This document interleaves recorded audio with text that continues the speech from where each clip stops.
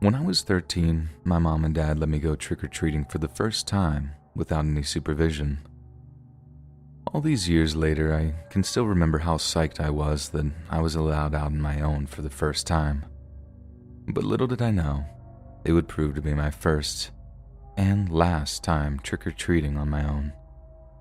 So at around 5:30, me and a few of my middle school buddies all got together and started walking from house to house. But we were faced with something of a problem. Some of the fancier houses, the ones with spookier decor, were so jammed up with kids that some had literal lines forming down the driveways. So, not wanting to line up for our candy, we figured we'd be smart and knock on the houses that no one else was knocking at. This was not a smart idea for obvious reasons, as the houses with no decorations sometimes just tell you to get lost or pretend not to be home at all. Anyway, we knock on this one house, and instead of getting some grouchy grown-ups, some kid the same age as us answers the door. We didn't recognize him from school or from hanging around the neighborhood, so we're kind of confused, like, trick or treat? All before the kid just slams the door in our face. Feeling suitably rejected, a few of us go to just walk back down the driveway, but one of my friends is like, nah, screw this kid, and knocks on the door again. The kid answers and my buddy sings, trick or treat, before striking this dumb pose as if to be like, screw you. The kid then absolutely explodes and screams like, you knock on my house again, and I'll kill you, before slamming the door again. Again, most of us are like, dude, let's just go. But this one friend of mine is basically like, oh, it's on. Shoves his finger into the house's doorbell and keeps it there, resulting in this long, solid brrr sound. Even over the buzzer, you could hear the kid running back towards the door from the other side. Only this time when he opens it up, he has this huge, gnarly-looking blade in his hand, like a sacrificial dagger in design, but at least the length of his forearm. As soon as we see it, we just bolt up the driveway and out into the street, but I kid you not, this kid follows us. We managed to maintain a steady distance between us as we ran, and the kid wasn't all that fast of a runner. But in all of our dumb costumes, we couldn't run as fast as normal, so we're in serious danger of maybe tripping, falling, or just slowing down enough for this psycho knife kid to catch up to us. I think the worst part was when we saw some lady taking out some trash and we ran to her for help. She just looked at us like we were playing a prank, and then when she saw the knife, she just bolts back indoors too. I swear to God, that was the worst feeling, thinking, my God, no one's gonna help us. Then, I remember seeing the fastest of us like swerving over to some house on one side of the street we were running down. Then, only when I got a little closer did I realize he was bolting into an open garage. We all follow, and we manage to pull the manual door down just in time to shut out the knife kid, who then starts kicking the garage door. This summons the homeowner into the garage, who's obviously like, what are you doing here? But once we explain the situation, the guy runs off to call the cops. We're still in the garage, shaking and panting, still terrified the kid is going to break into the guy's home somehow. But the next time the homeowner reappeared in the garage, he has his cell phone in one hand and a gun in the other. Only then did I actually start to feel safe. Like I'm not even a gun guy or anything like that, but I saw that thing and just thought, okay, if the kid gets in, he's done. And in the moment, that actually calmed me down. Kind of scary that it did, but we move on. Anyways, the cops showed up pretty quick, which meant we had the pleasure of watching that stupid psycho get slammed into the pavement. Kind of a sad story in a way, because we heard the kid was super neglected by his parents, and that he had a bunch of mental problems too. His parents used to leave him alone for weeks at a time because they traveled a bunch for work. Kind of like if Kevin from Home Alone had just suddenly lost his mind or something. I feel for the kid in a way, but honestly, he was lucky he didn't get shot, either by the homeowner or by the cops. And we all hate that kid to this day because, after that, we weren't allowed to go trick-or-treating until we were way too old for it anyway.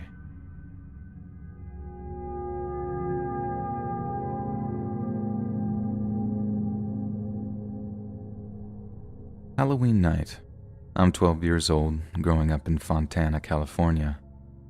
I'd arranged to ride my bike over to my friend's house.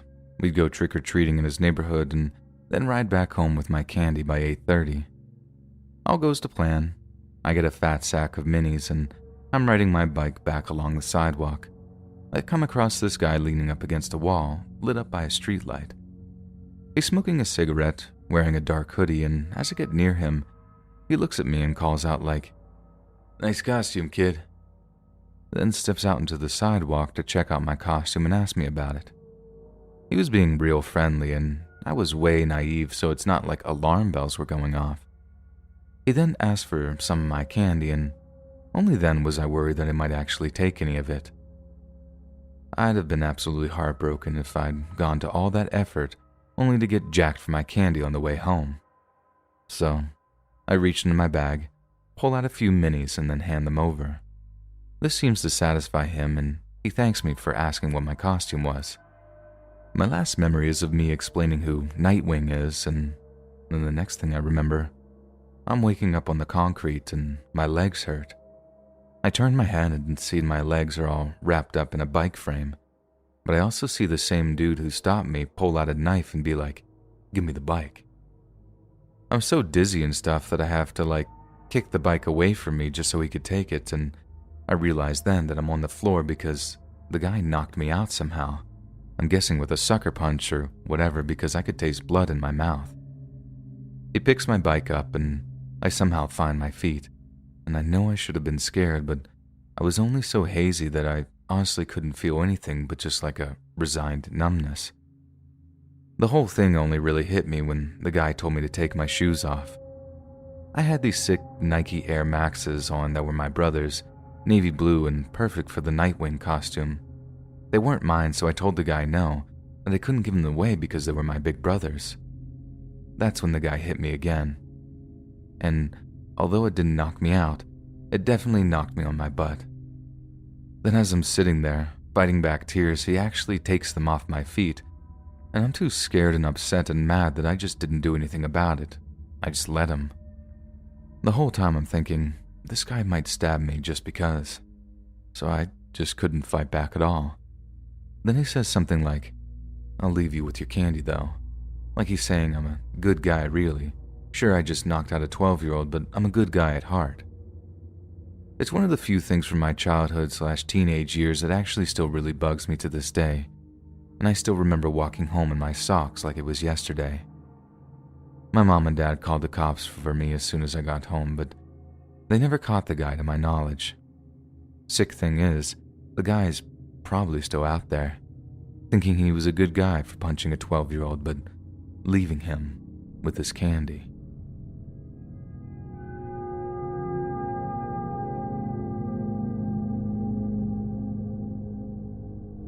So I don't know if y'all remember, but in 2015, Halloween fell on a Saturday. I was 14 back then, first year of high school, and it turned out to be the last time we ever went trick-or-treating, so I'm glad we made the most of it. And we made the most of it by organizing a trick-or-treat sleepover party, i.e., we'd all get together, go trick-or-treating, then head back to our friend's place for the sleepover. So on Halloween night, we got given a curfew of 9:30 and we intended to use this spare time for something a little less wholesome. We planned to trick-or-treat until 8 p.m. Then after that, we'd head over to our high school. Why visit high school on a weekend, I hear you ask? Well, we knew the older kids had a place they'd sneak off to smoke cigarettes, and we heard they kept a stash of nudie magazines somewhere around the same spot. And before you start going off about who has nudie magazines in the age of the internet, I got 2 words for you. Parental locks. Anyways, we head down there, start rustling around the bushes looking for the mags when one of my buddies walks off to find somewhere to pee. He comes back a minute or so later with this horrified look on his face like, "Run." Seeing that look on his face, we didn't ask any questions. We just ran as fast as we could until we were back under the relative safety of some nearby streetlights. We all stood there, panting as our buddy struggles to get out that he told us to run because when he was peeing, he looked around and saw some guy watching him go, and the guy was doing stuff to himself. We all accused him of trying to pull a prank on us at first, but in hindsight, I think it was more that we didn't want to believe that it was true, as opposed to us actually not believing him. Like, yeah, we pulled pranks on each other all the time, but nothing like that. And besides, you could just tell from his reaction that he wasn't kidding. We weren't exactly the best actors, and if this whole act was just a performance, it was Oscar winning. So, as much as the official line was that he was trying to just scare us, we all had our suspicions that he was telling the truth. Like when one of us suggested that we go back because he'd probably just spooked himself somehow, he was adamant that we just go right back to the sleepover.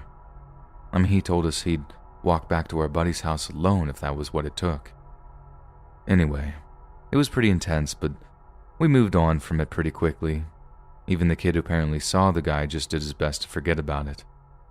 Amazing how easy you can compartmentalize stuff at that age. Then, like a year later, the following summer, a kid goes missing 2 towns over. It was a whole thing, missing posters and TV appeals, and I remember feeling so bad for the family. Then, when the cops found someone they wanted to talk to, they go to his house and he pulls out a gun. Cue a 3-hour standoff that ends with cops trying to bust into his home and the guy shooting himself when they did. They never found the kid who went missing. Long story short, my buddy thinks it's the same guy who was watching him pee that night we were trick-or-treating. And as much as I don't want to, I think I actually believe him. I don't think he'd ever make something up like that, and honestly, sometimes I think my friend was only a hair's breadth away from being the kid that no one ever found.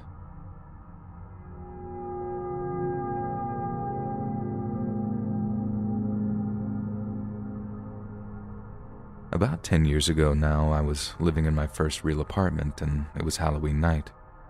I lived on the ground floor, and we had a bunch of neighborhood kids walking around the complex, going from apartment to apartment and collecting candy. It was kind of annoying after a while, I'll be honest. I was trying to play Modern Warfare 2, and getting up every 5 minutes to give out candy was seriously messing with my KD. So in the end, I just put the bowl of candy outside with a little sign that said, "Help yourself," and then went back to gaming. About a half hour goes by with no knocking, so I'm pretty pleased with this until, out of nowhere, I hear someone knocking on my apartment door. I figured some kid had just stole the entire bowl, and here was the next set of kids wondering if they could get some candy. Either way, I'm thinking like, nope, not answering it. But whoever it is keeps knocking over and over again like they're just not stopping. So I get up and rummage through my kitchen to try to find something sweet to give the kids. Then when I head to the door, I open up to see that all the candy is still right there in the bowl. Well, most of it anyway, and the kids are still knocking. It's then that I look down and see this one kid, had to be maybe 7 or 8 years old, and he's holding one of his sneakers in his hand, standing on one leg, and there's this little drip, drip, drip of blood coming off his foot. Before I could even ask, one of the kids says like, "My friend hurt his foot. Could we have a Band-Aid, please?" Of course, I asked the kids to come inside, prop the one kid on a chair to see his foot. Turns out he stood on a nail or something that's gone right up through the sole because he has this perfectly round little poke wound that was bleeding something fierce. Now, I wanted to call 911, but at the same time I'm thinking, what if I burden some family with medical bills they can't afford? So instead, I ask if any of their parents are around, and the wounded kid says his dad was out in the neighborhood with them, but they don't know where he is now. I then ask the non-wounded kid to go find the wounded kid's dad and bring him to my apartment. Okay, they say, and off they go. In the meantime, I give the kids some candy, clean up their foot as best I can, and put wrap and gauze around the kid's foot. I know I'm not exactly an EMT, but I feel so bad for them. It was just this little boy, just fighting so hard not to cry in front of his buddies. And my God, was he doing a good job of it too. Anyways, like 5 minutes later, someone starts banging on my door. Not knocking, banging on my door. I know it has to be the kid's dad, and I figured he was just agitated because who wouldn't be, but when I opened the door, This absolute unit of a guy just launches himself at me, then throws me against a wall. Guy's a total skinhead, at least 3 bills, and couldn't have been an inch before 6'5".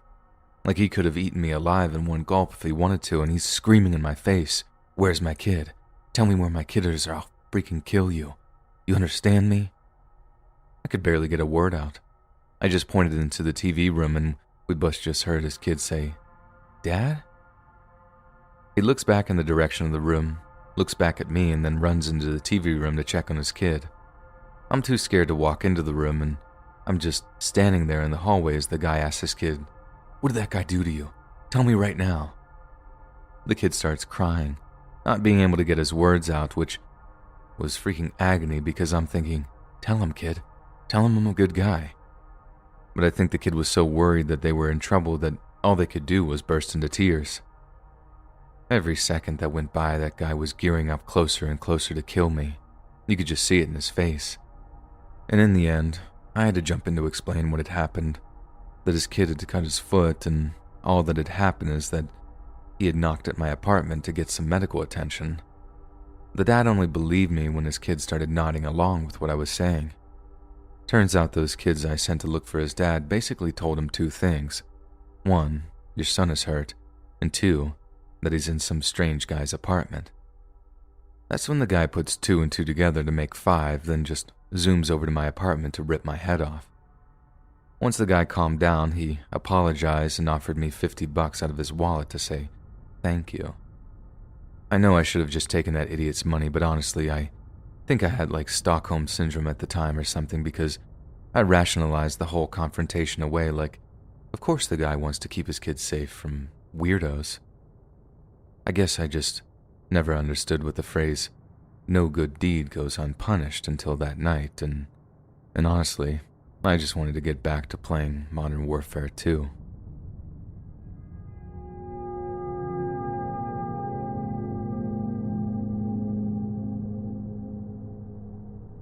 I used to do a lot of babysitting work in my teenage years, and one Halloween I got an offer good enough that I legitimately canceled my party plans. Not my party, obviously, and I won't brag by telling you how much I got, but the family's first choice canceled last minute and they were desperate. Anyway, the job is a dream one, the kid is adorable, and there's minimal trouble at bedtime. Then after the kid fell asleep, I'm left to kill some time in the usual way, watching TV, texting, ordering pizza, etc. Anyway, since it was Halloween, I'm watching a few spooky movies and shows on TV. Shout out to the Treehouse of Horror marathon on Fox. Then all of a sudden, I start hearing something talking in another room. Now bear in mind that I think I'm home alone there, so hearing another voice while knowing the kid was asleep. Jesus Christ, I remember how my heart raced all those years later. It wasn't even just normal talking or whispering either, but this low, almost demonic voice speaking to another one. Ugh, it put the fear of God directly into me, I swear. I just jumped in, ran to the kitchen to grab the cordless phone and a knife, and then started edging towards the room I heard the voices coming from. The whole time I'm like, I need to protect this kid. But the fear of knowing I was going to be the first one to get got was honestly one of the worst things I've ever felt. Then right as I hear, 911, what's your emergency? And I know the dispatcher will hear whatever happens, I burst into the room with the intruders, brandishing the knife and shouting, "I got the cops on the Furbies. It was Furbies talking to each other in the middle of the night, in the dark. I had to explain to the dispatcher that there had been a horrible mistake and that I was so sorry. I honestly thought that they'd be mad that I called for a false alarm, but the nice lady explained it's better to be safe than sorry, and then hung up. Definitely the single scariest thing that's ever happened to me on a babysitting job, and yes, I am embarrassed. But I'll never forget that feeling of vulnerability and still knowing I had a responsibility to protect someone. Anyway, it all worked out in the end because I admitted the whole thing to the kids' parents when they arrived home, just in case the cops called by to warn them about the calling.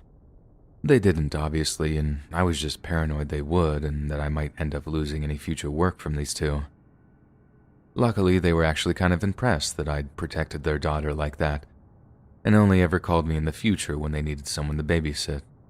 So, all's well that ends well, I guess.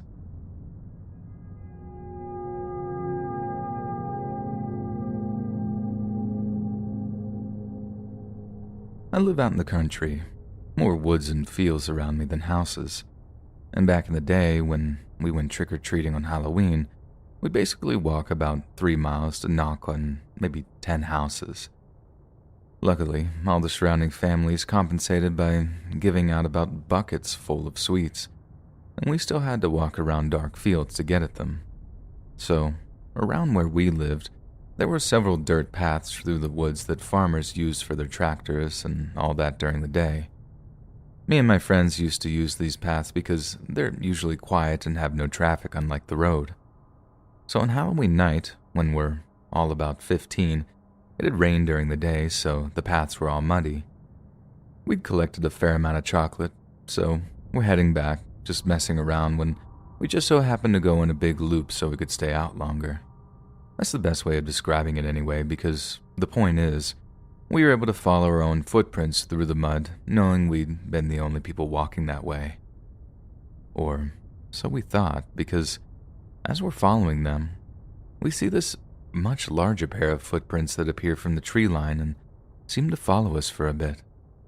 We were definitely a bit creeped out by this, but it didn't mean they were following us. But then we saw that when we walked back into our loop, the bigger footprints followed us, and that basically, whoever it was must have still been behind us. That was a pretty chilling moment, honestly, and we all agreed to just stop messing around and walk home as soon as possible. And then right as we do, we hear something moving in the darkness behind us. I felt the tension creeping right up my spine as we all just stood there, too scared to move, just waiting for something terrible to happen.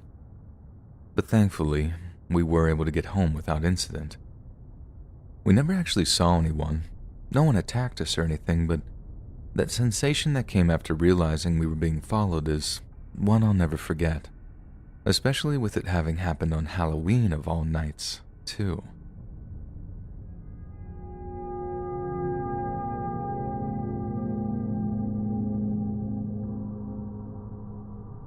This happened when I was like 11 years old, and I was eating all the candy I'd gotten from trick-or-treating in front of the TV.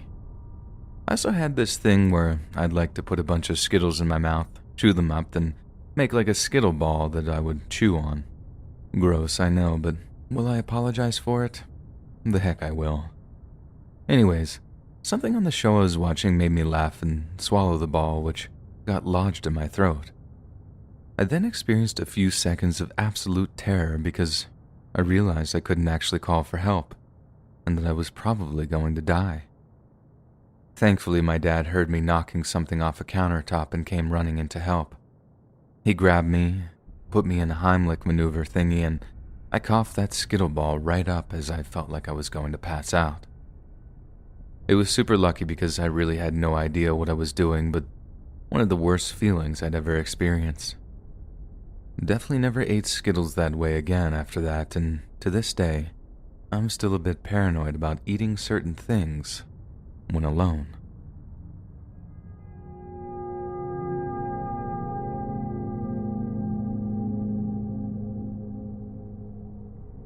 Back when I was 12, me and my buddies got to go trick-or-treating for the first time on our own. We had a curfew of 9 p.m. sharp, and by around 8:30, we suddenly decided that we didn't have nearly enough candy for our liking. So we started going really quick from house to house, trying to cover as much ground as possible. When our watches hit 8:45, most of us are suggesting just call it a night, but I had my heart set on one more house. No one wanted to get into trouble, but I'm insisting, like, just one more house. Think of the candy. That's what tips the balance, so we walk over to this one last house, up the driveway and to the front door. I remember just instinctively pressing the doorbell, not even really looking at the door itself, so it took one of my friends to be like, "Dude, look." I look and I see the front door is actually open. It was only ever so slightly ajar, but it was open. I gave my buddy a look as to say, "What?" But we didn't push the door open or anything. I just carried on buzzing the doorbell, like maybe it had been left open on purpose. Another one of us called out, "Hello," but we didn't hear anything back, and we were just about to walk away when we heard something from inside the house. It sounded like a thud, like someone, I don't know, kicked a couch or something. Not a super alarming sound, but enough to have us stop, turn back, and wonder if we shouldn't maybe check it out or something. Again, one of us calls out, "Hello? Is anyone there?" Only this time, I stepped forward to push open the front door. What we saw was a long, cream-colored carpet with what was obviously blood on it. There was blood on the carpet and blood on the door and its handle. We all see it, and for a second, we're all just totally dumbstruck. Then one of us just sprints off in the direction of the neighbor's house and bangs on the door. Within about 20 minutes, the street outside is just flooded with blue and red flashing lights, and me and my buddies are sat on the curb outside answering some cops' questions. The worst part was when they wheeled someone out with a sheet over them, so we knew whoever's blood it was probably wasn't with us anymore. As you can imagine, our parents must have been pretty livid with us because we didn't get home until about 10:30. But since we were with cops, they knew something must have happened. I remember my dad kept checking the newspaper for any info, but all he could find was this tiny mention of a home invasion on Halloween. I guess the perps had knocked on the front door or maybe fooled the guy into thinking that they were trick-or-treaters. We didn't even get to save the guy. Like I was hoping that, yeah, our whole year had been messed up with this thing, but at least we get to take credit for saving somebody whenever the EMT showed up, but we didn't get there in time, and he must have bled out pretty quick. All that after me insisting one more house. Just one more house.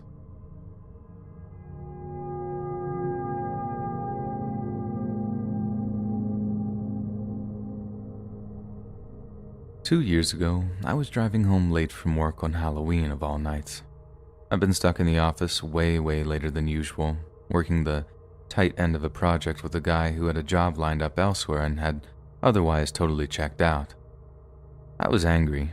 The least he could do was be professional about it, and if he was mad at the firm, why take it out on me? Anyway, it's like 8 p.m., I'm starving, and admittedly, I'm doing about 50 in a 30. Then, out of nowhere, this little trick-or-treater steps out in front of my car, then freezes, legitimately like a deer in headlights, and just stares at me as I slam on the brakes. I was so sure I was about to hit her. And I know this is low, but I covered my eyes with my hands because I just couldn't bear to see this little kid get smashed. But then, by the time I stopped, I opened my eyes to see she's still standing there. She looks terrified, and you can hardly blame her. So, I open my car door, step out just enough to talk to her and ask her if she's okay. She just sort of blinks at me, and I assume she's just in shock, so I ask again. But yet again, she doesn't answer. She just sort of looks at me and doesn't say a word. Then, right as I'm about to ask her where her mom and dad are, this big black van, the kind with a sliding door, appears out of nowhere and skids to a stop next to her. The middle door slides open and a man gets out, and I think this might be the kid's family or something, but the way the guy grabbed her, the way the girl screamed when the strange man picked her up, it gave me the distinct impression that whatever just happened was far from wholesome. I found somewhere to pull over, took out my cell phone, and immediately called the cops. I told them everything, what the girl looked like, what her costume looked like, the make and model of the van, along with as much of the license plate as I could remember. I sat there in my car, eyes closed, and tried to picture everything I saw in intimate detail. I assumed I'd be seeing something about it on the news.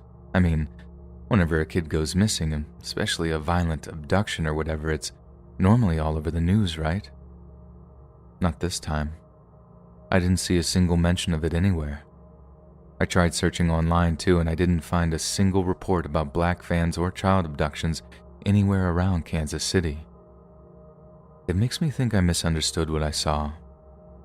makes me doubt myself. Maybe the kid was just, I don't know, disabled in some way and gotten lost while trick-or-treating. There's 100 different ways to rationalize it, but every time I remember the way the guy grabbed her and the way that kid screamed, I don't know. I think I witnessed something terrible and whoever's responsible had gotten away with it completely.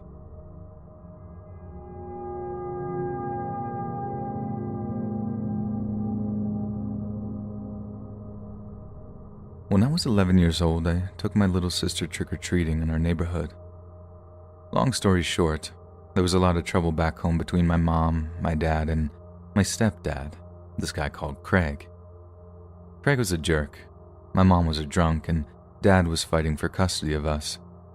As you can imagine, it was incredibly stressful, and it definitely accounts for one of the most miserable times in my life. But that night's trick-or-treating ended with an absolute low point that I feel very lucky to have escaped. So I took my sister around the neighborhood, and we did okay in terms of our candy haul. Then by curfew time, I walked her back to our house, where we found Craig was waiting for us. He looked livid, but we weren't late coming back or anything, so as my sister walked back into the house, I gave her my bag of candy while Craig walked off toward the garage. I kept asking him what was going on, but he wouldn't say anything to me, and as he handed me some gloves, a shovel, and a trash bag, it felt a whole lot like I was being punished for something I didn't do. Then, as I followed him into the woods behind his house, I saw that he had a little hatchet in his hand. The last time I saw anyone with these items in tow, it was some neighbors going to butcher a deer that had been caught on their property. Poor thing had almost disemboweled itself on some razor wire and bled out during the night, and our neighbors must have had a heck of a time getting rid of it. So, as much as I'm kind of nervous about what's going to greet me at the end of our little walk, I couldn't have any idea how horrible it truly was. After about 10 to 15 minutes of walking, Craig tells me to stop and start digging a hole where I'm stood. I ask why, and he tells me to shut up and do as I'm told, which wasn't out of the ordinary, but after only a few scoops of dirt, he stops me. He asks if I want to know why I'm digging, and of course I told him yes, and he tells me that I'm actually digging my own grave. I thought it might have been a Halloween prank or something. One in bad taste, sure, but a prank nonetheless. Then he starts telling me about how my dad has a custody hearing coming up in 2 weeks and that it's my job to make sure that he doesn't win. If he did win, the hole I was in the middle of digging would become my grave. I was 11, dude. 11 years old. And this grown man is telling me how I need to, stop some entire legal proceeding or whatever. That, or he'd kill me, presumably with the hatchet he had in his hand. After that, we picked up all the stuff we'd brought out with us, then walked back to the house.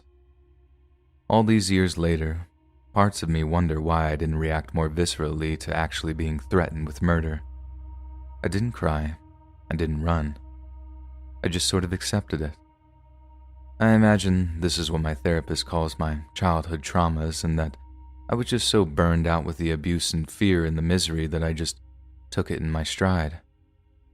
But I'm sure you'll all be pleased to hear that my dad ended up winning custody purely on the basis of him not having any kind of criminal record, while my mom's and Craig's rap sheet was like a mile long. Craig wasn't so smart either, as when the judge ruled in my dad's favor, me and my sister went right home with him.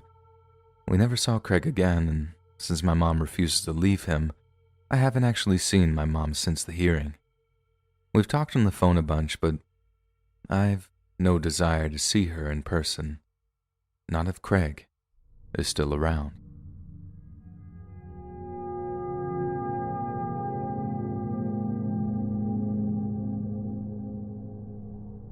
I grew up in a place called Fells Point in Baltimore. It's like an old Polish neighborhood, mostly low to middle income housing, but it's about a 15 to 20 minute walk away from Mount Vernon and the Arts District, which is where some of the nicest neighborhoods in the city are. Back when we were kids, I'm talking like maybe 9 to 13 years old, our parents wouldn't let us trick-or-treat anywhere too far away from Fells Point or Little Italy. But first year of high school, right when we're on the cusp of being too old to even trick-or-treat in the first place, our parents tell us we're allowed to go out unsupervised and with a later curfew. By us, I mean my friend Nick and my friend George. We know we have to make the most of this newfound freedom, which is when George comes up with a plan that we all thought was a pure masterstroke of genius. Instead of trick-or-treating around some broke neighborhood, we could walk over to Mount Vernon and farm all the rich people candy instead. I mean, in actual fact, we found the nicer neighborhoods to be even less down with Halloween than friggin' Greektown, but at the time, we got it into our dumb heads that we'd be getting like full-size candy bars, whole bags of loose candies, dumb ideas like that. So, we got into our costumes, then met up on the corner before heading over to Mount Vernon. But before we left, Nick stops us, puts on some cartoonishly spooky voice and says something like, "May the Dark Lord Satan bless our journey, brothers." George, whose parents were like hardcore Greek Orthodox and brought him up the same way, starts trying to give Nick a stinger, telling him to stop invoking the name of Satan and stuff. We just started laughing, and he always thought that Christian stuff made him look righteous when, in reality, it just gave away that he was a total mama's boy. Anyway, the more George is getting mad at all the Satan stuff, the more Nick is doing it, and almost every time we got candy around Mount Vernon, Nick would wait until the person had shut their door before being like, "Hail Satan, brothers, the Dark Lord provides." It was super funny, and seeing George almost burst a blood vessel every time he said it was even funnier. So we're just walking the streets of Mount Vernon, running out of doorbells to ring, lots of art galleries and other stuff eating up whole blocks there, when we have an idea. The whole time, we hadn't been walking past anything that even resembled an apartment building. We'd have to buzz someone to let us in, and hope the person whose buzzer we pushed had some Halloween spirit about them. You get it. It wasn't an ideal trick-or-treat setup. But given we were running out of real estate and we were still entertaining this idea of there being these stashes of super candy or whatever, we decided to roll the dice on it. We walk down the path of one while we're studying the windows to see if anyone has any Halloween decorations on show. Nick just walks up to the little push pad thing and just mashes all the buttons. Lo and behold, a few seconds later, the door to the apartment buzzes and audibly unlocks. "Somebody's always expecting somebody," I remember Nick saying. I know we got that from a movie, I just can't remember which one. Anyway, once we get inside the building, we start knocking on apartment doors, getting told to buzz off by most people, and by the third floor, we're getting pretty tired of walking up each flight of stairs. That's when George has the bright idea of catching the elevator up to the top floor, then working our way down. Trust the fat kid to come up with that one, necessity being the mother of invention and all that. So, we get in the elevator, which was a little sketchy, but otherwise okay looking, and hitched a ride to the top floor. This place only had like 8 or 9 floors. We're lazy, sue us, so it was a very brief ride to the top of the building. But for the 30 seconds or so that we're in the elevator, Nick is putting on this deep voice, rolling his eyes, holding his hands out in front of him like a wizard or something and being like, "Hail Satan, may his candy gifts be bountiful." George just loses it, punches him in the arm and starts yelling at him about how he shouldn't be messing with things like that. The elevator reaches the 9th floor. Nick says, "Whatever," then goes to step out. But George grabs him by the arm, pulls him back, and starts shouting at him. And I swear to God, about if he keeps talking about Satan, and right when he says Satan, the freaking elevator just dropped into free fall for like a split second before stopping again. It was enough of a drop that maybe only like half of the opening was still visible, but my God, did we freak out. Scrambling out through the opening that remained, each assuming it'd be us the elevator dropped on. We all got out okay and the elevator didn't drop anymore, but we were just out of our minds, man. People were coming out of their apartments to see what all the fuss was about and then asking who let us in. It was a whole thing. Then one of the residents made a comment about calling the cops to have us taken home. We all just made a break for the stairwell. Like it probably would have been a good idea to get a ride home, but we were just so on edge after the whole elevator thing that We just bailed as soon as anyone mentioned 911. After that, we all went our separate ways and dealt with the trauma alone for the night. I want to make it clear at this point that I totally understand what happened was nothing more than a total fluke. Yeah, it was really freaking scary, but I don't think anything supernatural was at play. It doesn't matter if it was Halloween, and it doesn't matter that Nick was hailing Satan all night. But that's not what George thinks. No siree. I mean, some of you might have been able to guess that George saw the whole thing as a huge affirmation of faith, and I wish I could say that he got tired of saying "I told you so," but he didn't. The thing that gets me, though, is how instead of being like, "Don't be a baby, there's no such thing as Satan," Nick seemed to actually believe it. He never came out and said it, and it's not like he started going to church or anything, but he wasn't his usual cocky self whenever the subject came up, and he always just went quiet whenever George suggested he had actually invoked Satan. Couple that with the fact he definitely picked up an interest in spirits and the beyond after the incident, and I don't know. I think Nick really did start believing that something else was at work that night.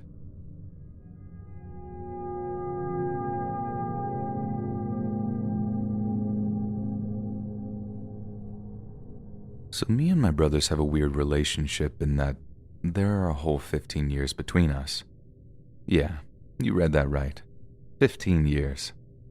Basically, when our parents were like 20-21, they had me by accident and waited until they were in their mid-30s to try for another kid. I think they were just so shell-shocked by my arrival that they didn't think they wanted anymore. Well, they were wrong. I was like 3 months off being 16 when my mom welcomed baby Tyler into the world, and as much as it was kind of weird having a baby brother at that age, it was actually kind of cool too. Mainly because my parents were too wrapped up in taking care of him to give me any strict discipline, but also because I got to kind of vicariously live my childhood again through Tyler. Okay, that might have come off sounding a little bit weird, and I'd like everyone with an image of me in an adult diaper to put it right out of their mind. Just put it this way. I got to go trick-or-treating again. Like legitimately trick-or-treating, costume and all, way past when I thought I'd ever get to go again. The first time he really wanted to go was when he was either 5 or 6, and when my mom asked if I wanted to take him around the neighborhood in his little Buzz Lightyear costume, I practically bit her hand off. Not only would I get to try out my Leon S. Kennedy cosplay, but I'd also be able to take a cut of Tyler's candy. Not a huge cut, just something to wet my beak, as that dude in Godfather 2 says. Anyway, I change up my costume last minute and get together a yellow shirt and cowboy hat, enough to pass myself as Woody from Toy Story, and that just about makes Tyler the happiest kid ever. Sure, I had to keep correcting people that he wasn't my kid, but it felt great to see my baby brother so happy. Then, maybe like 45 minutes or so into our little candy mining session, I noticed Tyler hasn't touched a single piece of candy. I turned to him to ask if anything was wrong or if he was saving everything for later. He replied that he was scared to eat any, and when I asked him why, he said it was because a kid in kindergarten had told him that people give out poison candy. What kind of evil devil kid tells other kids that Halloween candies get poisoned? Or, I don't know, maybe they believed it themselves, but either way, I was horrified. I wanted Tyler to enjoy Halloween just as much as I did. And I wasn't about to let some dumb rumor ruin his first spooky night. I stop, kneel down to his level, look him in the eyes, explain that everything that dumb kid said was complete nonsense. I then reach into his bag of candy, take out a Reese's cup, unwrap it, then put it in my mouth. It was legit adorable. He looked terrified for a second, but then as I started chewing and started making these theatrical yum noises, he started to loosen up. He then takes out a mini bag of M&Ms and starts shoveling them into his mouth with this look of pure joy on his face. So, thinking that problem was solved, we continue on our merry way. Cut to maybe 30 minutes later, and we just rang at a house not too far from our own. We ring the doorbell. These older folks answer with a big bowl of candy in each of their hands, and we begin the old ritual of them telling Tyler how great he looked, asking him what his favorite candy is and all that good stuff. Then right as they're talking, I get this kind of dull ache in the upper right side of my abdomen. Nothing too unpleasant, but enough to have me gently massaging the area like, oof, definitely ate too much candy. But then, I hadn't eaten too much. I'd hardly eaten any at all. And as Tyler and the older folks continued their back and forth, this dull ache got more and more intense until all of a sudden, I get a pain so sharp that it literally had me doubled over, grunting from agony. The older couple are like, "Are you feeling okay, young man?" And I swear to God, I was in so much pain that I couldn't even answer them. It felt like someone had stuck a red-hot piece of metal into my side and was slowly twisting it. Obviously, the older couple had the good sense to call 911, but as soon as one of them mentioned it, I heard Tyler scream, "Poison candy!" I'll admit, I wasn't thinking rationally at the time. Intense amount of physical pain can do that to someone, but just for a second I thought Tyler might be right. I mean, I had literally zero clue what was going on.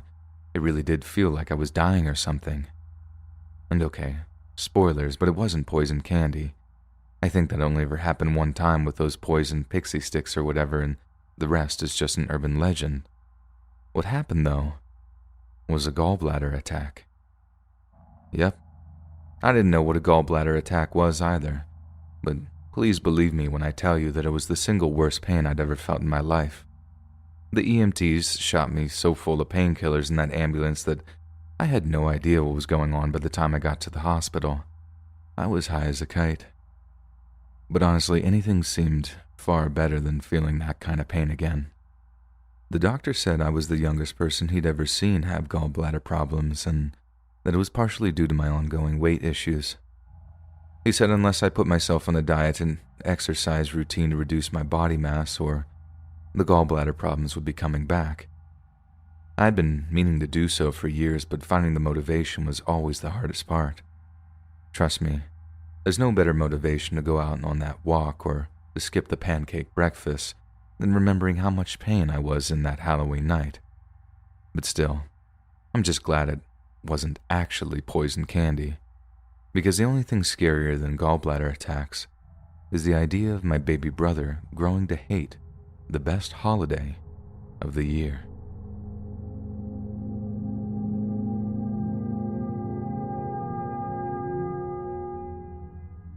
This takes place at a Halloween party back in 1993.